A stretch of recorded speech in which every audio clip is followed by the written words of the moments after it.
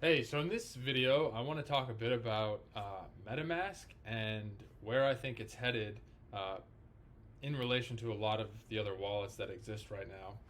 So, from my perspective, it's MetaMask is a bit of in a class of its own.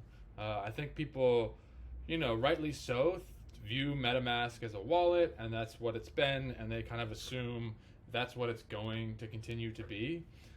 But I think if you take a look at some of the core fundamental underlying technologies that they've been building for years, been putting kind of the pieces in place, it starts to look much different about where they're going to be in the next year, the next 2 years.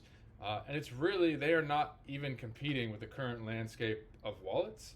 I think most wallets don't even assume or know what MetaMask is really up to. So in this video, I want to explore kind of what I'm seeing, why I think MetaMask is going to basically be, or lay the groundwork for. I don't know if it'll be, but it's laying the groundwork for being the WordPress of Web3, allowing people who want to plug into a content management system like experience, which will now be a wallet, to do that, right? So instead of designing a wallet or designing apps, you're going to design snaps. And those are powered by a few other technologies. So in this video, I kind of want to go through how those pieces come together and then why that makes MetaMask so well positioned to kind of be the main wallet moving forward for a lot of people.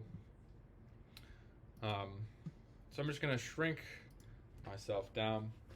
So if you're not familiar with MetaMask, you most likely are, but if you're not, go to their website. It's a crypto wallet and gateway to blockchain apps, right? They present themselves as a wallet and a gateway, but I think, if we peer a little below the hood a little bit and we see what they're working on, it's not quite that.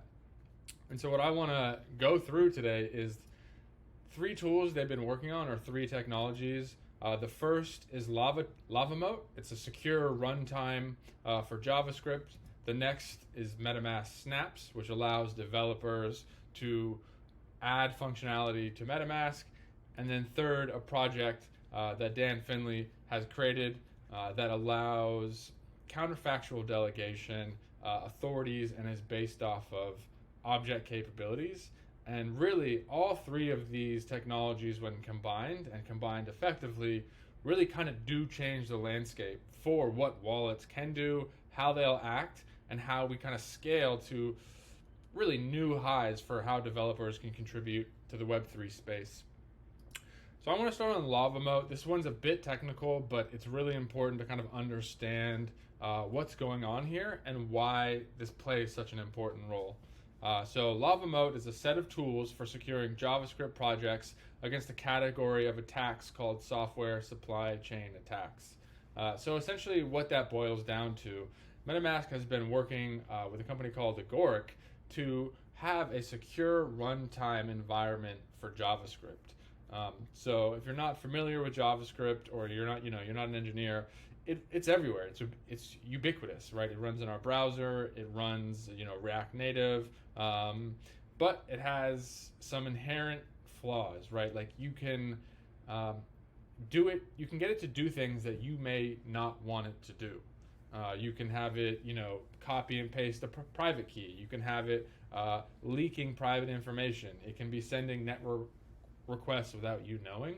But what LavaMoat attempts to do is basically constrain and sandbox what your JavaScript is allowed to do, which is really important for, the next project, which is their snaps, right? So if you want developers to be able to upload plugins to MetaMask, but those plugins not having the capabilities to steal your private key or to perform anything malicious, you want a user, to some degree, to be able to say what JavaScript is allowed to run, what can this snap do. So LavaMoat has been a project that they've been working on for many, many years now. I think, pushing on 3 or 4, maybe longer.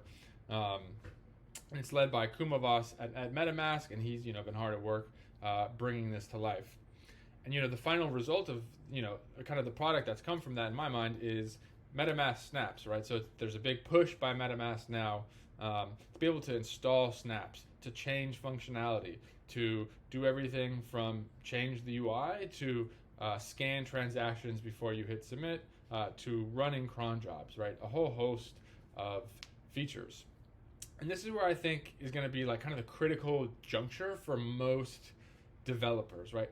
When we think about what caused Web 2 to really massively grow in like, the beginning of 2000, 2003, 2004, was this ability to run open source content management systems such as WordPress, Joomla, Drupal, and there was basically ecosystems created around these frameworks, massive marketplaces, templates, modules, plugins, frameworks, everything. Basically, you could think of it, you could probably build it for a lot of these CMSs. And what MetaMask, looks to be doing is essentially replicating that similar dynamic, right? So instead of 10,000 people building 10,000 different wallets for 10,000 different use cases, you're going to have a WordPress-like framework, and that's going to be MetaMask, right? And you're going to be able to have developers extend that, add functionality, and really create custom user experiences without needing to worry about low-level security implementations, which is really a lot to ask for most developers these days. There's just so much to know and just so much to be concerned about, right? So in summary, with these two projects, right, we have Lava Moat and Snaps, we have secure runtime, and then we have plugins and modules. And that in and of itself is pretty amazing, is going to change the landscape for how wallets look in the next year. And it's no longer a wallet at that point, right? It's a new thing. Who knows what the name's going to be, but yeah, I wouldn't categorize it as a wallet. And then finally, a smaller project that's still under development, still being worked out, getting pushed towards production, is Delegatable, which under the hood, simply put, is a counterfactual delegation system, a Solidity framework for extending smart contracts with counterfactual revocable delegations. So that's a bit of a mouthful, but what that means is basically the ability, one of them is for your root account, right, your primary address, to give sub-accounts, which likely will live in MetaMask Snaps or will likely live in other wallets, to have certain authorities and permissions, temporary permissions, the same as your root account does. So when a Leaf account goes to submit a transaction, it can actually act as the root account in very specific constrained environments. So this is pretty groundbreaking in terms of how we think about delegation, how we think about passing off what are called capabilities and permissioned authority systems.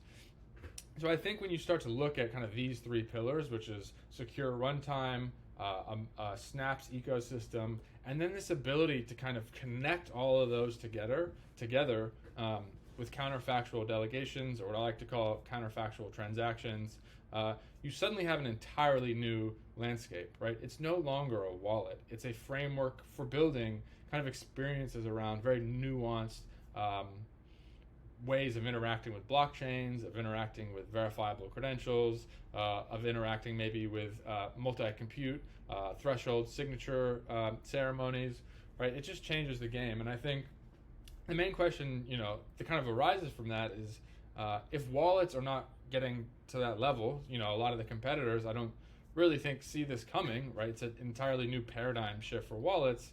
It's MetaMask now in a category of its own. It's not just a wallet, it's a place for entire ecosystems and marketplaces to come together. So I think in summary, like what this looks like is, starting this year, 2023, and especially I think really ramped up into 2024, we're going to see a totally different way for how you extend MetaMask, and then mix that in with things like AI, automatically creating these plugins, automatically generating these user experiences, creating secure apps really easily. It's going to be an entirely different ballgame. So I just want to kind of share my perspective on where I see MetaMask going and what this unlocks, because I'm particularly excited for this idea of a WordPress for Web3. I think these wallet wars are kind of a fruitless game. Reskinning a few different wallets and changing, what tokens you look at is not that interesting. That's not a hard problem. That can be solved relatively easy. And I think people, only look at MetaMask and say, wow, this kind of UI is getting outdated. The UX is not, what it could be. But that's really not an important problem. If we look, 1 year into the future, 2 years into the future, what we need is secure runtimes. We need these snaps. We need these modules. And then we need the ability to delegate authority across, tens, hundreds of private keys possibly. And that's really the bigger game to play. That's where I think most people who are going to catch on will probably see that that's the ballpark worth kind of playing in. So feel free if you got any questions. I would love to talk about this or dive more into detail. This stuff gets me really excited, and I get to continue to ask what's possible.